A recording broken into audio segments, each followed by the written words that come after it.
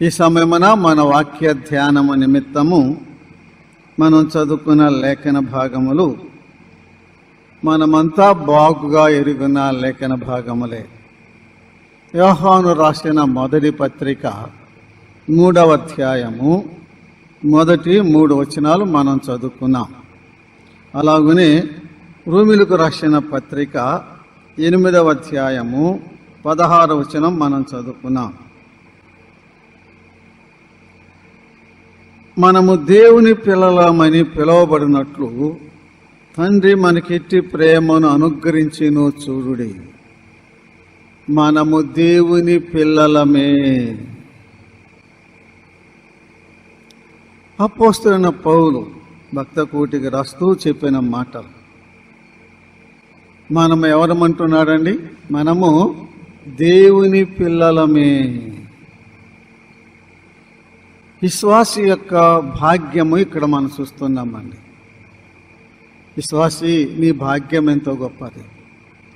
రాజుగారు పిల్లలము కాము, ధనవంతుల పిల్లలము కాము, అబ్బో గొప్ప గొప్ప వారి పిల్లలము కాము, కానీ మనమెవరం? దేవుని పిల్లలం.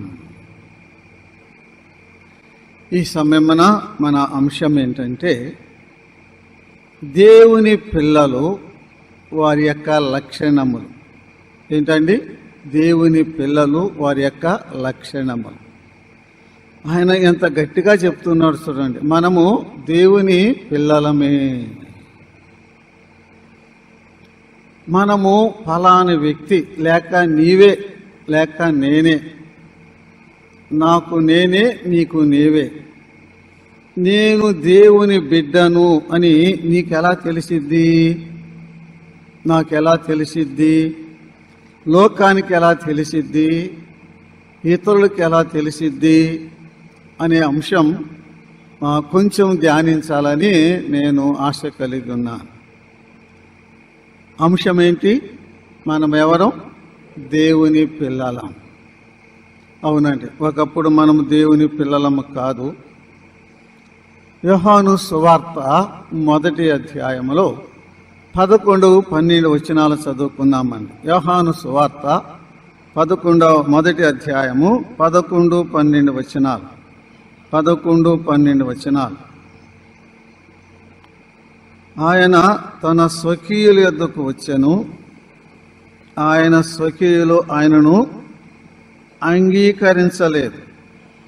తన్ను ఎందరు అంగీకరించిరో వారికందరికీ, అనగా తన నామమందు విశ్వాసముంచిన వారికి, దేవుని పిల్లలగుటకు ఆయన అధికారము అనుగ్రహించెను. ఒకప్పుడు మనము దేవుని పిల్లలము కాము, కానీ ఎప్పుడైతే యేసుక్రీస్తు ప్రభువును మనం అంగీకరించామో, యేసుక్రీస్తు ప్రభునందు ఎప్పుడైతే విశ్వాసం ఉంచామో, యేసుక్రీస్తు ప్రభువా నేను పాపిని, నన్ను క్షమించమని ఎప్పుడైతే ఆయన పాదముల మీద పడ్డామో, ఆయనను ప్రభువుగా అంగీకరించిన తోడనే వెంటనే మనమేమయ్యాం చెప్పండి? దేవుని పిల్లలమయ్యాము. అపవాది పిల్లలం, అవిధేయ పిల్లలం, ఉగ్రత పిల్లలం, నాశనమునకు నరకానికి పాత్రులం.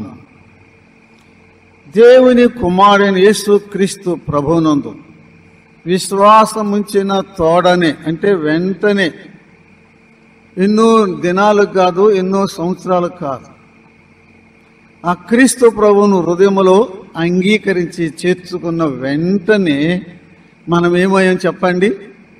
దేవుని పిల్లలం. దేవుని పిల్లలమయ్యే అధికారము యేసు ప్రభువారు నీకు నాకు అనుగ్రహించాడు. దేవునికి స్తోత్రం చెల్లిస్తున్నాం.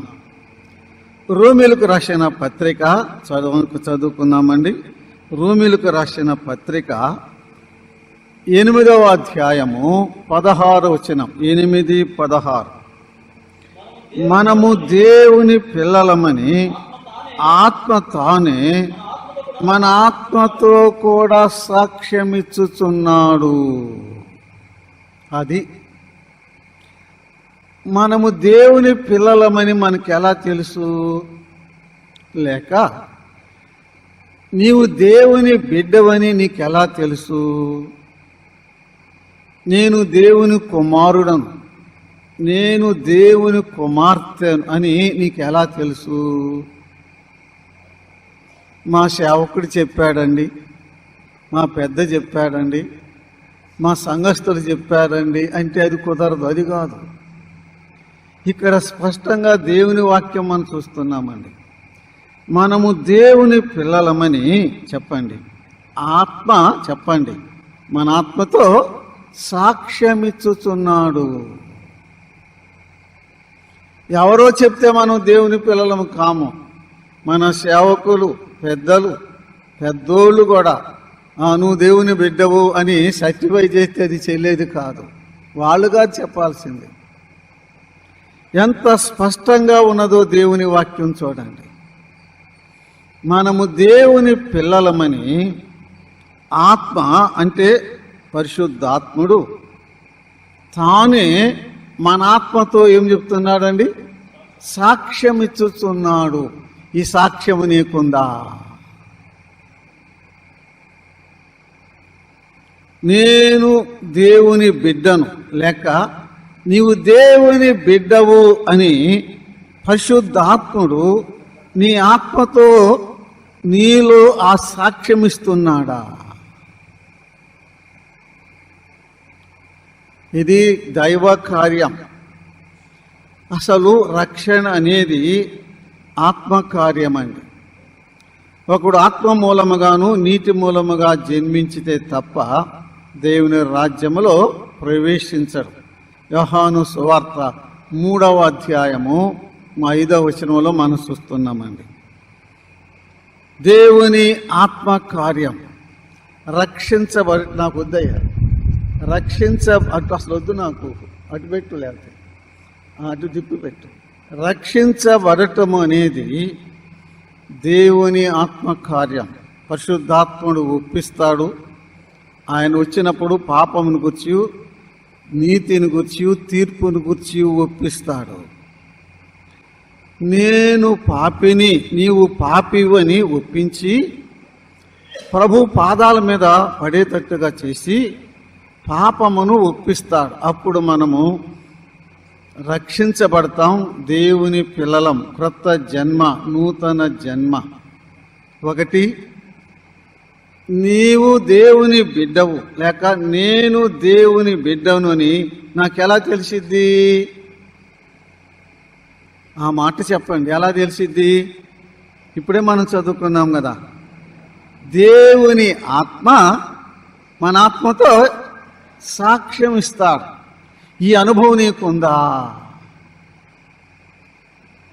ఆత్మ ద్వారా నూతన జన్మ. ఎఫెసీయులకు రాసిన పత్రిక 1వ అధ్యాయము 13-14 వచనాలు చదువుతున్నప్పుడు దేవుని ఆత్మ చేత మనము ముద్రించబడ్డాము. చాలండి, దేవుని ఆత్మ చేత ముద్రించబడ్డాము. 14వ వచనములో దేవుని ఆత్మ మనకు సంచకరువుగా ఇయ్యబడ్డాడు. దేవుని ఆత్మే మనకు సంచకరువుగా ఇయ్యబడ్డాడు. దేవుని ఆత్మ చేత ముద్రించబడ్డాము. దేవుని ఆత్మ మనకు సంచకరువుగా ఇయ్యబడ్డాడు. దేవుని ఆత్మ మన ఆత్మతో ఆయన ఏం చేస్తాడండి? సాక్ష్యమిస్తాడు. ఈ అనుభవం నీకుందా? ఈ సాక్ష్యం నీ హృదయంలో, నీ అంతరంగంలో ఉన్నదా? మాకు పొలం ఉన్నదండి. ఇవే రోజులు, ఈ రోజుల్లో మా పొలంలో మినుము వేస్తామన్నమాట. అంటే ఒక 20 రోజుల క్రితం, ఇప్పుడు అంతా మినుము పీకేసేలే. నేను చెప్పేది ఎప్పుడో 30 ఏళ్ల నాడన్నమాట. మా చేను ప్రక్కన రైతుది ఉన్నది. ఆయన వారి చేలో మామిడి చెట్టు ఉన్నదండి. ఏముంది? మామిడి చెట్టు ఉంది. ఆ చెట్టు సగం కొమ్మలు మా చేలోనే ఉంటాయి. ఆ సగం చెట్టు కొమ్మలు మా చేలోనే ఉంటాయి. నేను పోయాను, మంచి ఎండగా ఉన్నది. ఆ చెట్టు కింద ఇట్లా పండుకున్నా. కాయలు కాసినాయి. కాయలు పిలుస్తున్నాయి అన్నమాట. ఏమని? ఏంటి మెదలుకుని ఉన్నావు అని కాయలు పిలుస్తున్నాయి. ఇక ఏందని చెప్పి నేను ఇటు పొర్లు పండుకున్నా. మళ్ళీ ఇంతసేపు వరకు మళ్ళీ లేచి చూస్తే ఏంది మెదలుకుని ఉన్నావు అంటున్నాయి. ఏంటి? మామిడికాయలు. అటు ఇటు చూసా. మళ్ళీ ఇటు పండుకున్నా కూడా మళ్ళీ ఇటు వేస్తే మళ్ళీ కళ్ళు తెరిస్తే అవి పిలుస్తున్నాయి. ఏంటి మెదలుకుని ఉన్నామని. మళ్ళీ ఇటు అటు చూసా. ఎవరు కనపడలా. లేచానండి. లేచి ఆ కాయలు చేతికి తగులుతున్నాయి. కాయ పట్టుకున్నాను. ఎందుకు చెప్పండి? కోసుకొని తింటాను కదా. దొంగతనం అన్నమాట. పట్టుకున్నానండి. నువ్వు దేవుని బిడ్డవుగా అని ఎవరో మాట్లాడినట్టుగా ఉన్నాడు. నువ్వు దేవుని బిడ్డవుగా అని ఎవరో మాట్లాడినట్టుగా ఉంది. వదిలిపెట్టాను. మోకరించి ప్రార్థన చేశా. యేసయ్యా క్షమించయ్యా. ఇది రక్షించబడిన యొక్క లక్షణం అన్నమాట. ఎవరు చెప్పారు నువ్వు దేవుని బిడ్డవని? ఎవరు చెప్పారు నువ్వు పని చేయకూడదని? చెప్పరే? ఈ అనుభవం నీకుందా? అపోస్తలుడైన పౌలు చెప్తున్న మాట అదే.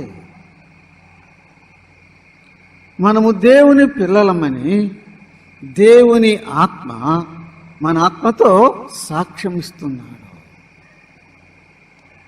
ఒకటి అది రుజువు, ద ప్రూఫ్. నేను దేవుని బిడ్డను, యేసయ్య నా పాపాలు క్షమించాడు, నేను పరలోకానికి వెళతా అని ఆ నిశ్చయత, ఆ అష్యూరెన్స్ అంతా అప్పుడే ఒక్క క్షణంలోనే జరిగిపోయింది. దానికి రుజువు ఏంటంటే దేవుని ఆత్మ మన ఆత్మతో సాక్ష్యం ఇస్తున్నాడు. ఇప్పుడు మనం చదువుకున్న యోహాను రాసిన మొదటి పత్రిక 3వ అధ్యాయము 3వ వచనం చదువుకుందామండి. 3వ వచనం. ఆయన యందు ఈ నిరీక్షణ పెట్టుకొనిన ప్రతివాడును ఆయన పవిత్రుడై ఉన్నట్టుగా తన్ను పవిత్రునిగా చేసుకొనును.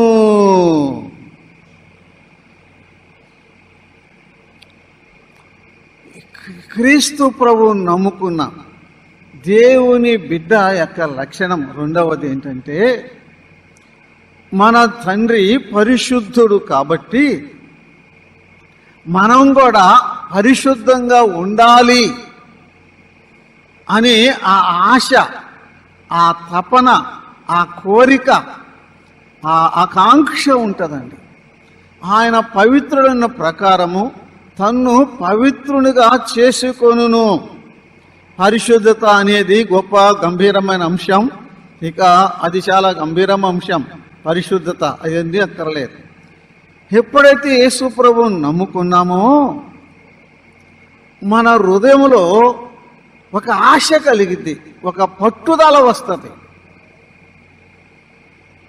ఒక కోరిక అదంతటా అదే పుట్టుకొస్తుందండి. ఏమని? నేను ఇక్కడ నుంచి ఎలా జీవించాలి? పరిశుద్ధంగా జీవించాలి.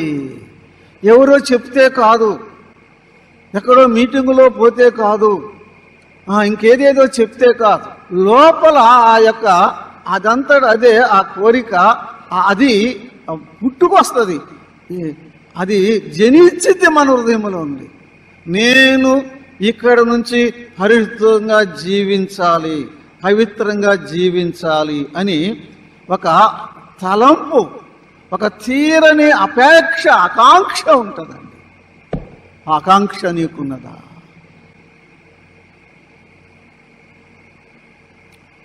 ద గాస్పెల్ వి ప్రీచ్ అని ఒక పుస్తకం రాశాడు ఆస్వాల్డ్ జే స్మిత్ గారు అండి. అందులో ఆయన రాస్తాడు, ఫ్రాన్స్ దేశంలో ఒక యువరాణి, ప్రిన్స్ అన్నమాట, ఆమె యువరాణి, ఆమె యవనస్తురాలు రాణి. ఇక కొరత ఏముంటుందండి విలాస జీవితానికి? ఆమె విలాస జీవితంలో జీవిస్తుంది, ప్రభువుని నమ్ముకుంది. కానీ ఈ డ్యాన్సులకు వెళ్ళకూడదు, క్లబ్బులకు వెళ్ళకూడదు అని ఆమెకు అంతగా తెలియదు. 1-2 రోజుల్లో అనుభవం అన్నమాట. ఆమె యథాప్రకారంగా మరలా డ్యాన్స్ చేస్తుందంట. పోయి డ్యాన్స్ చేస్తా ఉండగానే ఆమె హృదయంలో ఒక గద్దింపు వచ్చిందంట. నువ్వు యేసు ప్రభువుని నమ్ముకున్నావు కదా, నువ్వు దేవుని బిడ్డవు కదా, ఇట్లా నువ్వు డ్యాన్సులు వేయొచ్చా, ఇట్లా నువ్వు ఎగరొచ్చా, అసలు నువ్వు ఇక్కడ ఉండొచ్చా, అసలు నువ్వు ఇక్కడికి రావచ్చా అని ఏదో లోపల ఒక గద్దింపు వెంటనే వెళ్ళిపోయిందంటండి. అంతే, ఆ డ్యాన్స్ ఆపేసి వెళ్ళిపోయింది, ఇక ఎన్నడికి రాలేదు. That is the proof. నువ్వు ఇక్కడ ఎందుకు ఉన్నావు అని సంఘ పెద్ద సేవకుడు వచ్చి గద్దించడం కాదు. ఈ ప్రూఫ్, ఈ గద్దింపు నీ హృదయంలో ఉందా? అసలు నేను యోగ్యంగా పరిశుద్ధంగా జీవించాలి, ఇక పాతది కాదు, అది ఆ పాత దాని విషయమై నా ఆ బ్రతుకు అని ఆ చీదరింపు, ఈ యోగ్యత, హోలీ లైఫ్, ఆయన పరిశుద్ధుడైన ప్రకారము తన్ను ఏం చేసుకుంటాడండి? పవిత్రపరుచుకుంటాడు. ఉదాహరణకి నా జీవితంలోనే చెప్తున్నానండి. అప్పుడు మా రోడ్లు సరిగా ఉండేవి కాదు, మా ఊర్లో పెద్ద గుంటలు ఉండేవి.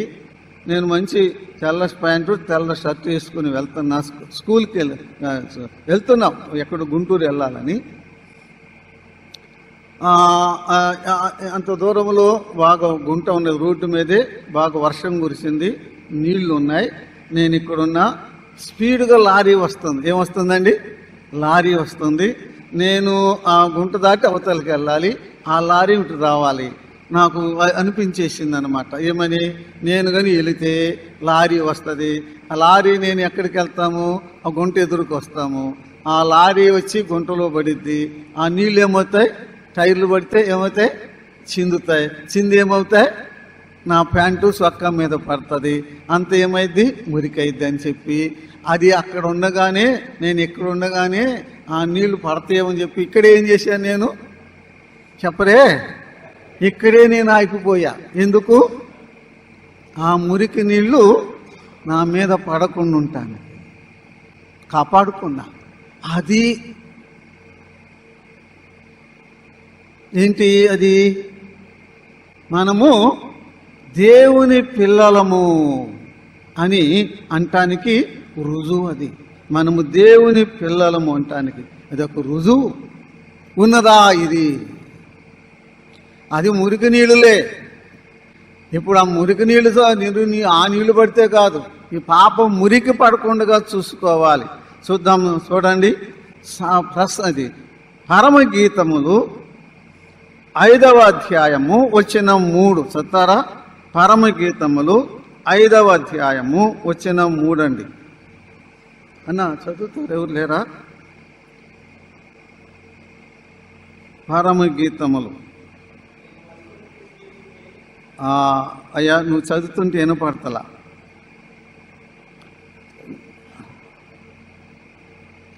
5వ అధ్యాయము వచనం 3 అండి. నువ్వు చదవద్దని కాదు, మైక్ పెట్టుకుని చదువుకుంటే మంచిది. నేను వస్త్రము తీసివేసి తిని, నేను మరలా దాన్ని ధరింపనేలా నా పాదములు కడుగుకొంటిని, నేను మరలా వాటిని మురికి చేయనేలా. నా పాదములు కడుగుకొంటిని, చెప్పండి, నేను మరలా వాటిని మురికి చేయనేలా ఆ పట్టుదల, ఆశ, ఆ మార్పు వస్తుందండి. నేను కడుక్కున్నా, మళ్ళీ ఎందుకు నేను గుర్తు చేసుకోవాలి? హోలీ లైఫ్ మీద పరిశుద్ధంగా జీవించాలి. చూడండి, తిమోతికి రాసిన 2వ పత్రిక 2వ అధ్యాయము వచనము 19 అండి. తిమోతికి రాసిన 2వ పత్రిక 2వ అధ్యాయము వచనము 19.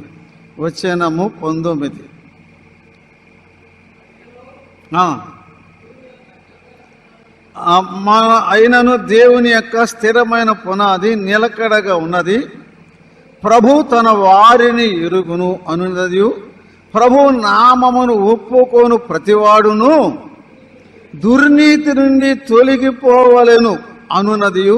దానికి ఏముందండి? ముద్రగా ఉన్నది. ప్రభు నామమును ఒప్పుకోను ప్రతివాడు ఏమైపోతాడు? దుర్నీతి నుండి, చెప్పండి, దుర్నీతి నుండి తొలగిపోతాడు అనేది ఇట్ ఈస్ ద సీల్. అది ఒక ముద్రగా ఉన్నది, అది ఒక రుజువుగా ఉన్నట్లుగా మనం చూస్తున్నామండి. 2 సంగతులు మనం ధ్యానం చేశాం. దేవుని ఆత్మ మన ఆత్మతో సాక్ష్యం ఇస్తాడు. ఆయన పవిత్రుడు కాబట్టి నేను పవిత్రంగా ఉండాలి అని ఆ యొక్క ఆశ, పవిత్రంగా జీవించాలని పట్టుదల మనం కలిగి ఉంటాం. కీర్తన గ్రంథం 42వ కీర్తన 12 2 వచనాలు చదువుకుందామండి. కీర్తన 42వ కీర్తన 1 2 వచనాలు. కీర్తన 42వ కీర్తన 1 2 వచనాలండి. కీర్తన 42 1 వచనాలు. దుప్పి నీటి వాగుల కొరకు ఆశపడినట్లు, దేవా నీ కొరకు నా ప్రాణము ఆశపడుచున్నది. నా ప్రాణము దేవుని కొరకు తృష్ణగొనుచున్నది. జీవము గల దేవుని కొరకు తృష్ణగొనుచున్నది. దేవుని సన్నిధికి నేను ఎప్పుడు వచ్చేదను, ఆయన సన్నిధిని నేను ఎప్పుడు కనపడేదను. దుప్పి నీటి వాగుల కొరకు ఆశపడునట్లు, దేవా నీ కొరకు నా ప్రాణము ఆశపడుచున్నది. నా ప్రాణము నా దేవుని కొరకు తృష్ణ కొనుచున్నది. నా దేవుని సన్నిధికి నేను ఎప్పుడూ వచ్చేదా, నా దేవుని సన్నిధిలో నేను ఎప్పుడు కనబడేదా.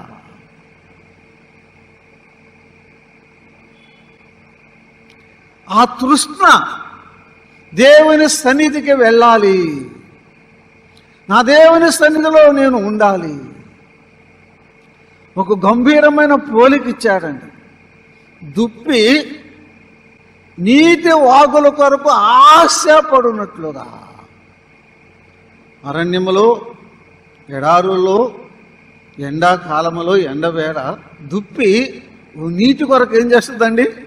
ఆశపడి ఎక్కడుందా అని పరుగు తీస్తూ ఉంటుంది. దేని కొరకు?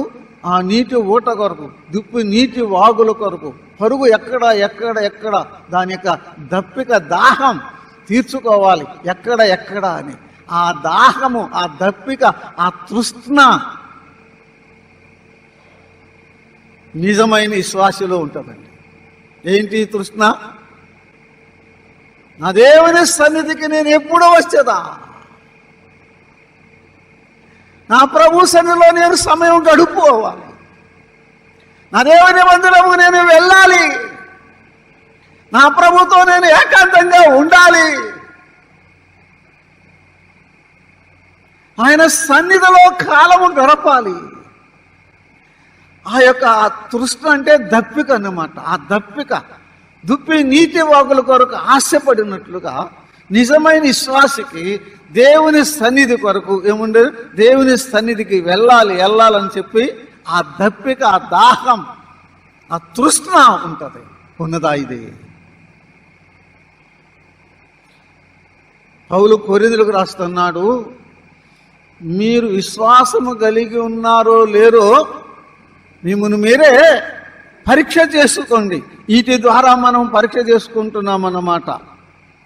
లేకపోతే సోదరా సోదరి, ఇప్పటి వరకు ఏమైనా భ్రమలో ఉన్నావేమో, లేకపోతే మోసయుక్తమైన బోధలు పడ్డావేమో, నేను నిజం రక్షించబడ్డానులే అనుకుంటున్నావేమో, నాకైతే తెలియదు. కానీ ఈ లక్షణాలు నీకు ఉన్నవా? అది ఉంటే నువ్వు రక్షించబడ్డే, నువ్వు దేవుని బిడ్డవే.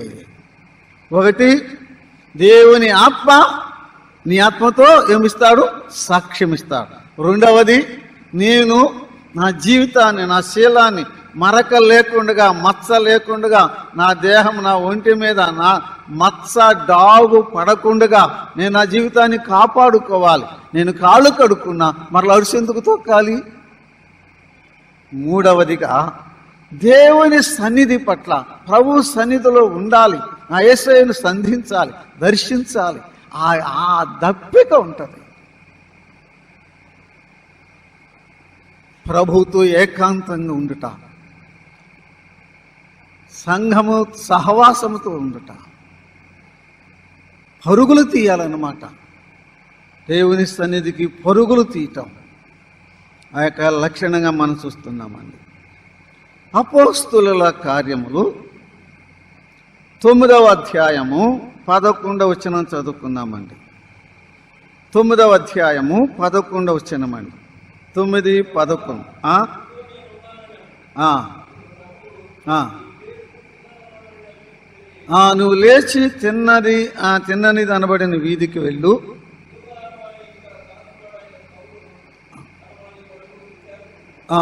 ఇదిగో అతడు ప్రార్థన చేయుచున్నాడు.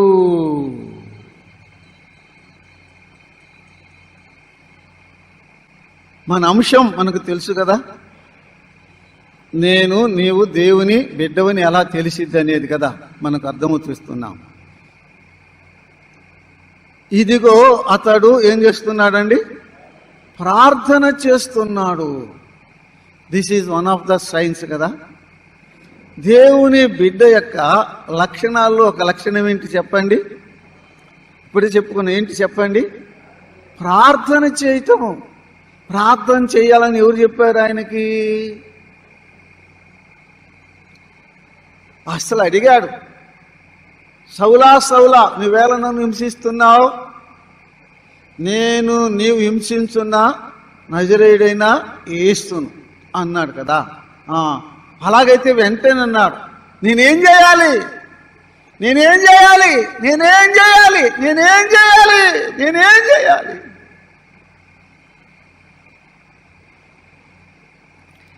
ఎన్ని గంటలకు అడిగాడు ఆ ప్రశ్న? ఎన్ని రోజులకు అడిగాడు చెప్పండి? ఎన్ని గంటలకి, ఎన్ని రోజులకు అడిగాడు ప్రభువుని? వెంటనే నేనేం చేయాలి? ప్రభు సంగతులు చెప్పాడు. వీధికి వెళ్ళు అని చెప్పాడు. ఏం చేస్తున్నాడు ఆయన? నేనేం చేయాలన్నవాడు ఏం చేస్తున్నాడు చెప్పండి? ప్రార్థన చేస్తున్నాడు. నువ్వు ప్రార్థన చేయని ప్రభు చెప్పలే అక్కడ. కానీ దేవుని బిడ్డ యొక్క లక్షణం ఏంటి చెప్పండి? ప్రార్థన చేస్తాడు. ఎవరో చెప్తే కాదు, ఎవరో బలవంతం చేస్తే కాదు, ఎవరో పిలిస్తే కాదు, ఎవరో చేసుకోమని చెప్తే కాదు.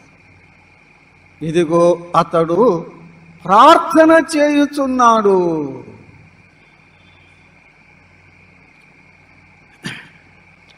అననీయాకు ప్రభు చెప్పాడు,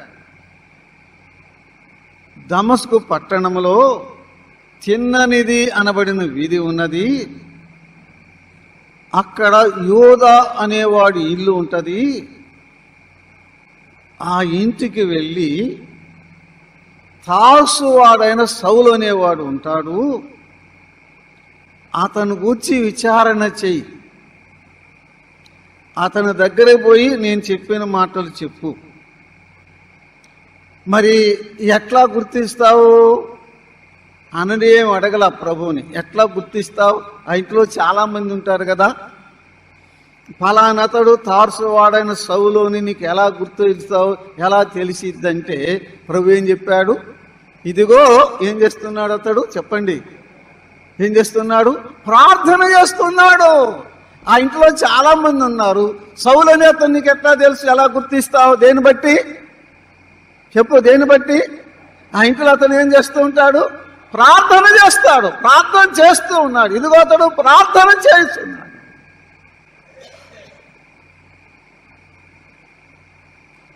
ఎవరు చెప్పారు? సౌలుకి. క్రొత్త జన్మలో, నూతన జన్మలో, తిరిగి పుట్టుటలో రక్షించబడిన వ్యక్తిలో ఇవన్నీ వెంటనే వచ్చే గొప్ప సూచనలండి, గొప్ప మార్పులండి, గొప్ప గుర్తులండి. అతడు ప్రార్థన చేస్తూ ఉంటాడు. దేవుని బిడ్డ ఏం చేస్తాడు చెప్పండి? ప్రార్థన చేసుకుంటూ ఉంటాడు. దేవునికి స్తోత్రం చెల్లిస్తున్నాం. గలతీలకు రాసిన పత్రిక 5వ అధ్యాయము 17వ వచనం అండి. గలతీ 5:17 అండి.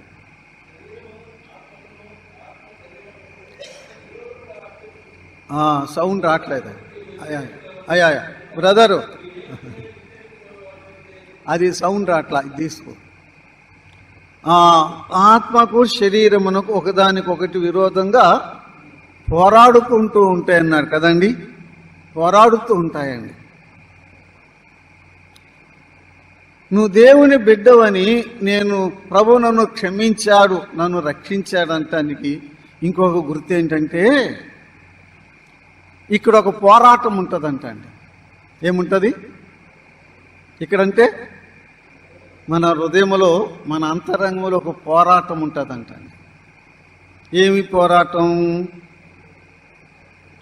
అక్కడే చెప్పాడు కదా, శరీరమునకు ఆత్మకు ఏముంటుంది? పోరాటం ఉంటుందంట. ఈ పోరాటం నీకుందా? శరీరముకు ఆత్మకు పోరాటం అంటే,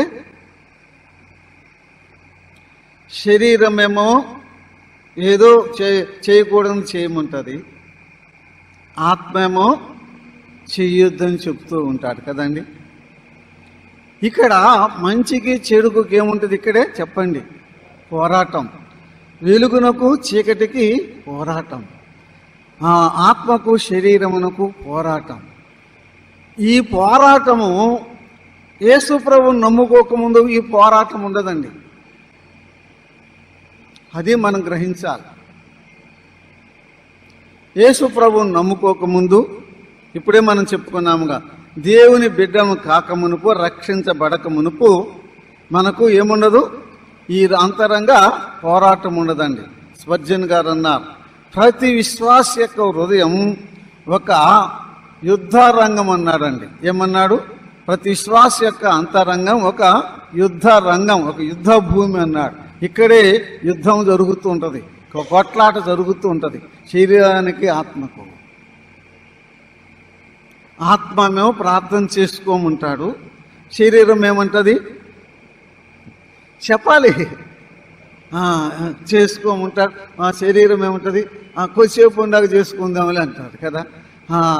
మళ్ళీ చేసుకోమంటాడు.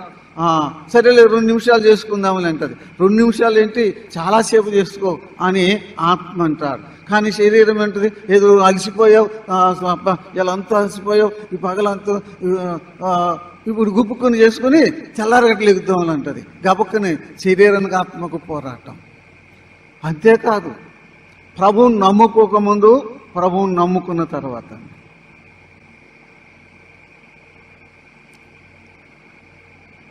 నేను నా అనుభవంలోనే చెప్తున్నా. ప్రభువుని నమ్ముకోకముందు సినిమాకి వెళ్ళాలని ఆశ, కోరిక వచ్చింది. నమ్ముకోకముందు సినిమాకి వెళ్ళాలని కోరిక వచ్చింది. ఏం చేస్తాను? వెళ్ళాలి కాబట్టి అనుకున్నాక ఏం చేస్తామని చెప్పండి? ఎల్లో డబ్బులు లేకపోతే ఆగిపోతాం, కానీ డబ్బులు ఉంటే ఏం చేస్తాం? ఎల్లో ఎవరు ఎందుకు వెళ్తున్నావు, ఎట్టు వచ్చా, వెళ్ళకూడదా అని అసలు రాదు. ఆ కోరిక రావటం, వెళ్ళటమే. ఇప్పుడు యేసు ప్రభువుని నమ్ముకున్న తర్వాత కూడా ఆ కోరిక వస్తుంది. ఏ కోరిక? అది నేను ఊరిక సినిమా అని చెప్తున్నా, నీకు ఇంకొకటి లే. ఆ కోరిక వస్తుంది. ఆ కోరిక రాగానే వెంటనే ఇంకొక ఆయన వస్తాడు. ఏవోని చెప్పరే, నువ్వు వెళ్తావా? నువ్వు దేవుని నమ్ముకున్నావుగా, నువ్వు ఎట్టు వెళ్తా? అప్పుడు వెళ్ళాలా వద్దా? ఇక్కడ ఏం జరిగింది? పోరాటం. ఆత్మకు శరీరమునకు పోరాటము. ఇది ఒక రోజు ఉండేది కాదు. మంచంలో పడి ఉన్న ముసలోడైనా కదండి, ఈ దేహం ఉన్నంత కాలం, ఈ ఊపిరి ఆఖరి ఊపిరి ఇడిసేంత కాలం ఈ ఆత్మకు శరీరానికి ఏముంది చెప్పండి? పోరాటం. This is the sign. ఇదొక గుర్తు, నేను దేవుని బిడ్డనంటానికి. నాలో ఆ పోరాటము నాలో బయలుదేరింది. ఈ పోరాటం ఉందా? చేయాలి కాబట్టి చేస్తుంటే చేసుకో, ఏముందిలే అనుకుంటున్నావా? నో, నీ శ్వాసవే కాదు. కొరింథీయులు రాసిన 2వ పత్రిక 5వ అధ్యాయము వచనము 9 అండి. 5వ అధ్యాయము వచనము 9. 5వ అధ్యాయం వచనము 9. దేహమందునను దేహము విడిచినను ఆయనకు ఇష్టలమై ఉండవలనని మిగుల అపేక్షించుచున్నాము. చాలండి. ఇంకొక అపేక్ష, ఇంకొక ఆశ, గ్రేట్ లాంగింగ్, గ్రేట్ డిజైర్ అంటారు కదండి. యేసు ప్రభువును నమ్ముకున్న తర్వాత ఒక ఆశ ఉంటుంది, అక్కడ అపేక్ష అన్నాడు కదా, ఇక ఆ మాటకు అదే డిజైర్. ఏంటి? నా ప్రభువుకు నేను చెప్పండి ఇష్టంగా జీవించాలి. I must please him.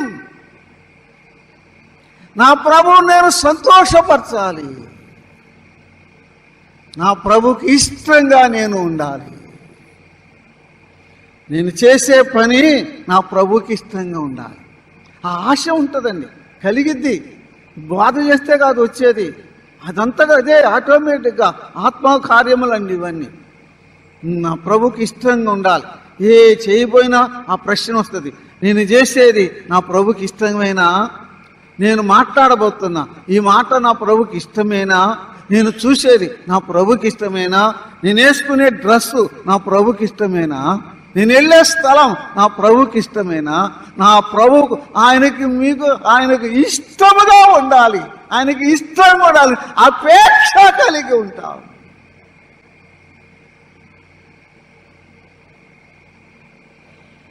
మనము దేవుని పిల్లలమై ఉంటానికి దేవుడు మనకెట్టి ప్రేమను అనుగ్రహించిన చోటు మనము దేవుని పిల్లలమే. దేని బట్టి ఇవన్నీ మనం చూస్తున్నామండి.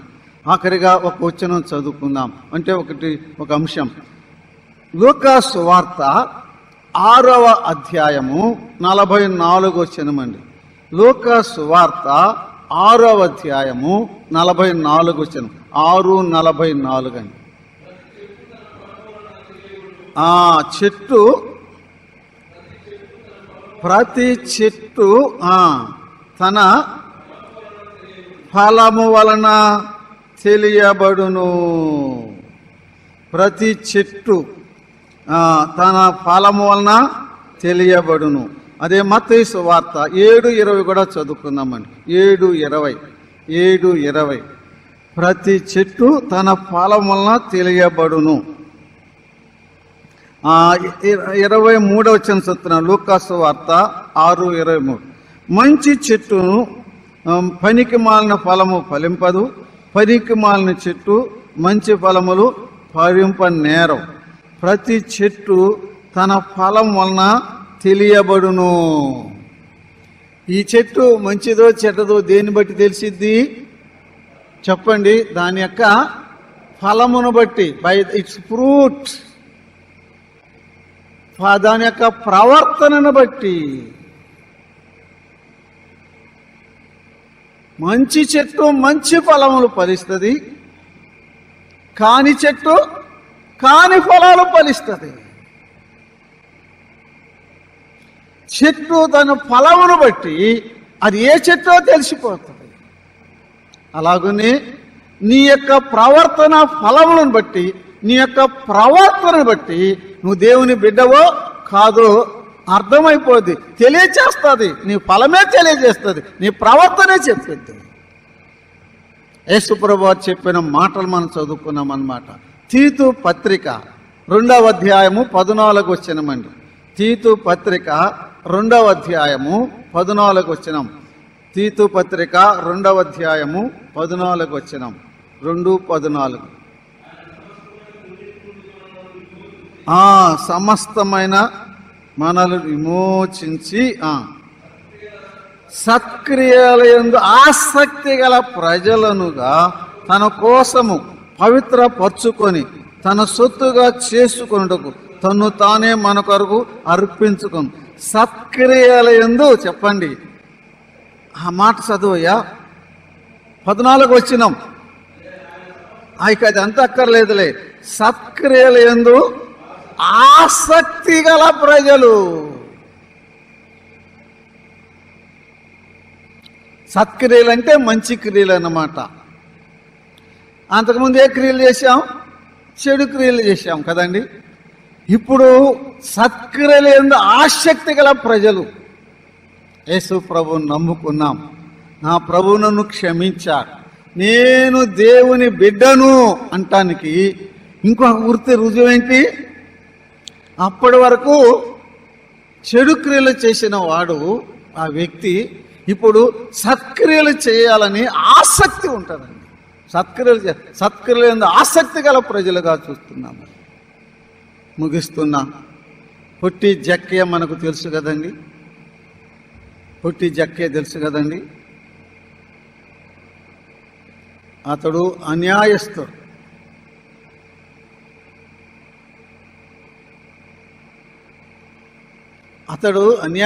ఎవరు చెప్పారు? అతడే చెప్పాడు. నేను ఎవరి యొద్దనైనా అన్యాయంగా ఏమైనా తీసుకుంటే అన్నాడు కదండి. ఎవరో చెప్పలా. చూశారండి? గమనించావయ్యా? ఆ రక్షించబడిన వ్యక్తిలో వెంటనే చూడండి, ప్రభువా నేను ఎవరి దగ్గరైనా ఏమైనా అన్యాయంగా ఏమైనా తీసుకుంటే అని వెంటనే ఆ తల వచ్చేసిందండి. ఎట్లా వచ్చింది చెప్పండి? అంతకుముందు ఏం చేశాడు చెప్పండి? అన్యాయంగా ఏం చేశాడు? గుంజుకున్నాడు కదా, డబ్బులు ట్యాక్స్ పన్ను కట్టించుకుంటూ అన్యాయంగా ఎవరి దగ్గర తీసుకుంటే 4 అంతలు ఇస్తా. ఎలా తెలిసింది? యేసు ప్రభు చెప్పాడా నేను అన్యాయస్తుడు 4 అంతలు ఏమని? అందులో ఎన్ని రోజులకు చెప్పాడు నేను అన్యాయం దగ్గర ఎవరైనా ఏమైనా తీసుకుంటే ఇస్తానని? ఎన్ని రోజులకండి? అసలు వెంటనే రాడికల్ చేంజ్, విప్లవాత్మకమైన మార్పు, instantaneous, revolutionary, radical, total change. వెంటనే అన్యాయంగా తీసుకుంటే ఇచ్చాడు. అన్యాయస్తుడు న్యాయస్తుడయ్యాడు, తీసుకునేవాడు ఇచ్చేవాడయ్యాడు, దోసుకునేవాడు దానం చేస్తున్నాడు. ప్రార్థన చేసుకుందాం. మహిమగల మా తండ్రి, నీ పాదములకు వందనములు స్తోత్రములు చెల్లిస్తున్నాం. మనము దేవుని పిల్లలమని దేవుని ప్రేమ తన పట్ల మన పట్ల ఆయన కనుపరిచాడు. మనము దేవుని పిల్లలమని ఆత్మ మన ఆత్మతో సాక్ష్యం ఇస్తున్నాడు. నాతో మాట్లాడుతున్నావు ప్రభా, నేను దేవుని బిడ్డనేనా అంటానికి రుజువు ఎవరో కాదు, పరిశుద్ధాత్మ దేవా, నీవే మా ఆత్మతో సాక్ష్యం ఇస్తున్నావు. నీకు వందనములు స్తోత్రములు చెల్లిస్తున్నావు. మరలా మీ దాసుడు నీ పక్షమున మాట్లాడవలసి ఉండగా మనుషుని మరుగుపరచండి, క్రీస్తు ప్రభువును మహిమపరచండి. మాతో మాట్లాడండి, మమ్మను దిద్దండి, మమ్మను సరిచేయండి. మా ప్రభువును మా రక్షకుడైన యేసుక్రీస్తు నామమున ప్రార్థన చేయుచున్నాము తండ్రి. ఆమేన్.